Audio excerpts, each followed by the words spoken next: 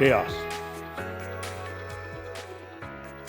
What comes to mind when I throw this word up on the screen? Is there a definition that you peg to it? Is there a value that you give to it? Is there an experience that you associate with this word? Over 21 years ago, I made a single choice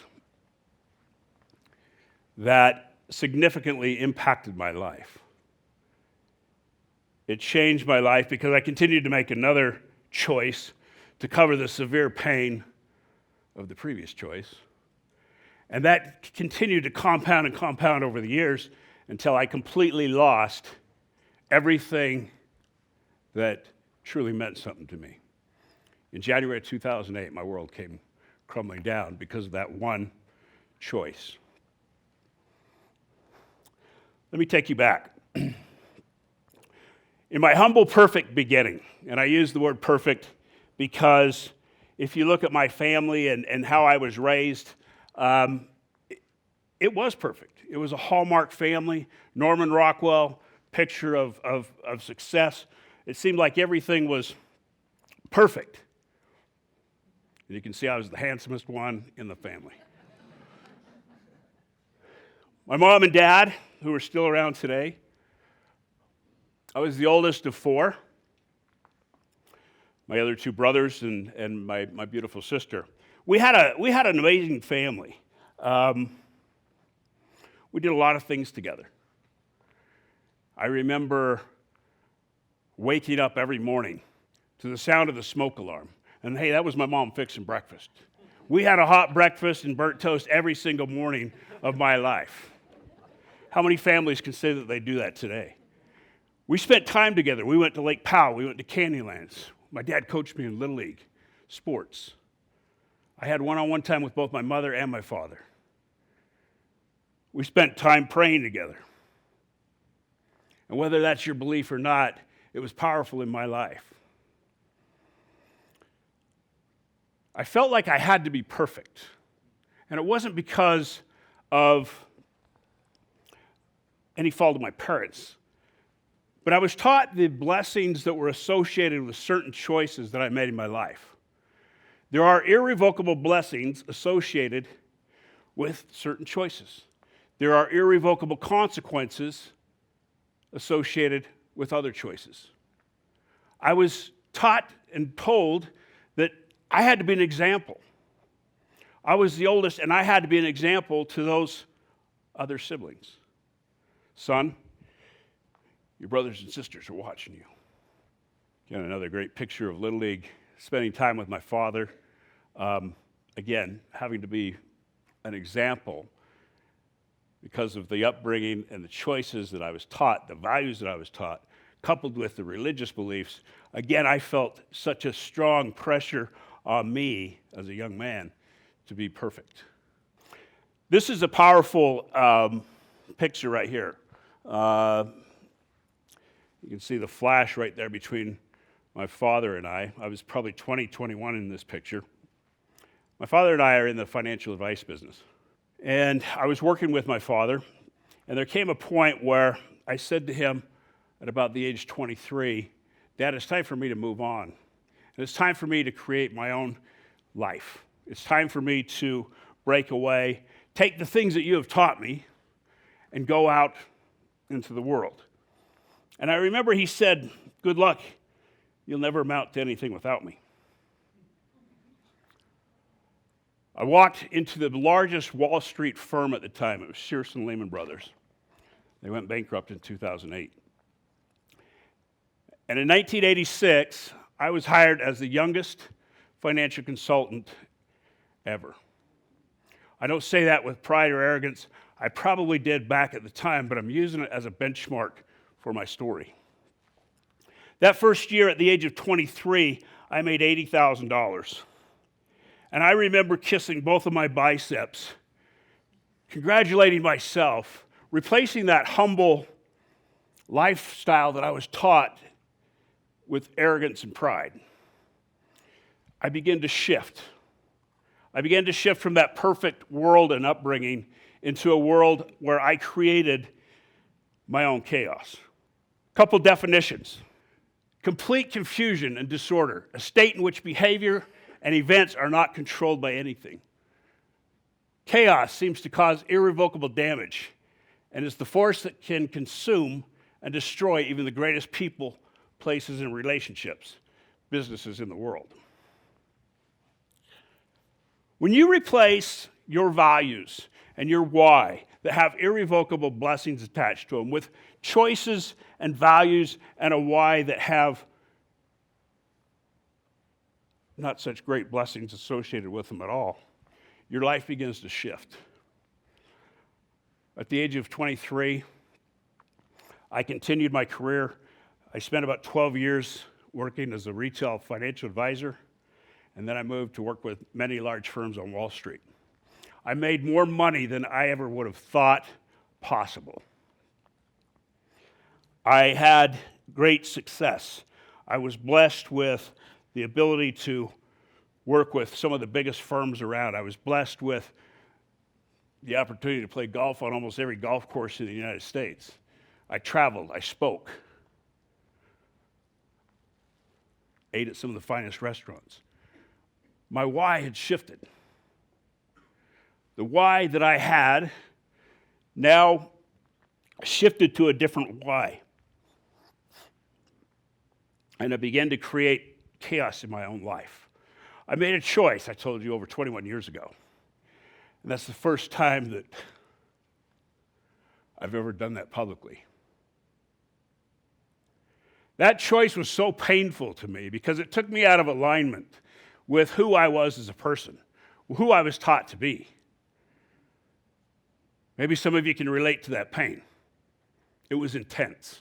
And what looked like a perfect life now, because I had everything in the world as far as the worldly definition of success, I was a broken man.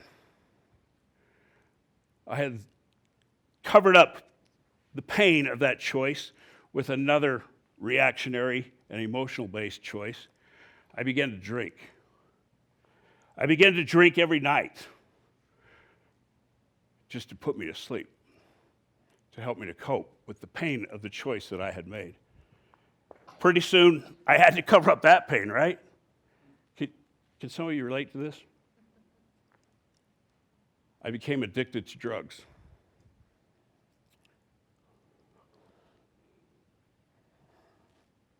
I became the greatest liar in the world. I had major accomplishments according to the worldly definition, but inside I had lost that internal and inner peace. One choice led to another reactionary choice, to another reaction-based and emotional-based choice. Had I corrected that first choice, and I could have by making the next right decision, I wouldn't have brought this chaos into my life. I didn't want to go back to friends and family and say, I made a mistake. Because it's hard, right? You've been there. It's hard as hell. Because they don't tell you how to recover. They tell you all the great blessings that are associated with doing the right things. But don't do these because... So I continued my career. At the age of 43, I retired. Again, I don't say that boastfully, but at that point I thought, I'm going to retire, I'm going to quit traveling. I have 2 beautiful daughters, and I'm going to go home and try to keep my marriage alive. Again, I had not gotten rid of the pain of those choices. And there were not many people that knew that I was doing those things. I became, like I said, an alcoholic, an addict, a liar. In 2008, January 2008, my world came crumbling down. I was sitting in divorce court because I had not taken care of something that I needed to take care of, and it compounded. And I became an arrogant, cocky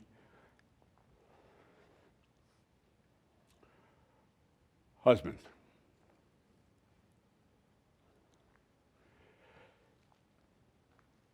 It was in that courtroom that day that, I worked on Wall Street, so I thought I had freedom of speech. We kind of get away with a lot of words on Wall Street. Let me tell you something. They don't go over well in the courtroom. When you tell a judge that he's full of something, that's not a good thing. January 2008, January 9th actually, the judge slammed down his hand and said to me, "You are the most egregious man I have ever met in the 18 years that I've spent on the bench. You just got yourself 30 days in jail." What do you think how did I respond to that? I was still that cocky, arrogant guy that ruled his world with money and muscle. And I looked at him and I said, "Good. I got money. I'll bail." He slammed his hand down again and he said, "No bail." Running out of options here. Good, I know people. I'd just been in the governor's office earlier that week, and he was sure to get me out of there. He says, "Good, you're allowed one phone call." I spent 30 days in jail. Not proud of that. It was the worst, best 30 days of my life. Why? Because this was the point that taught me that I better start shifting gears. That the mistakes and choices that I had made had taken me so completely out of alignment with what really mattered most in my life. I had to rise above the chaos that I created. And as I laid there at night, you sleep with lights on in there. It's a little metal cot. You're lucky if you have a decent celly. You got your toilet in there. You eat your food in there. I went from a senior vice president of a major Wall Street firm to inmate number 19654. It's pretty humbling. I believe this was God's way to say, "Hey, slow down. I got something to teach you." So how do we rise above the chaos? We create chaos in our own life by the choices that we make. I'll share with you what worked. And I've pressure tested life, I guarantee you. Chaos. Chaos comes into our life, I mentioned one of two ways. Life happens or the choices that we make. You have to realize that you have to make change. You have to realize that chaos is there to change you, okay? But you only change by choice. You got yourself into this chaos by choice. You will move yourself out by choice. The H is higher power. I'm no longer an addict alcoholic. January 1st, 2010, I became clean. I did so with the use of a higher power. So whatever your higher power is, you need to associate with it. We all have to have that connection in order to rise above. Accountability. How many people do you know don't take accountability for their own choices in life? Personal responsibility, accountability, and ownership is where things change, where things start to grow. When you live below that line in the blame, shame, and entitlement space, nothing grows there. The O is for open. You need to be open. You need to be open and become vulnerable. I shared with you something that I have not shared maybe only with about 5 people. To be vulnerable and open like that is powerful in admitting your mistakes so that you can rise above. And last, surrender.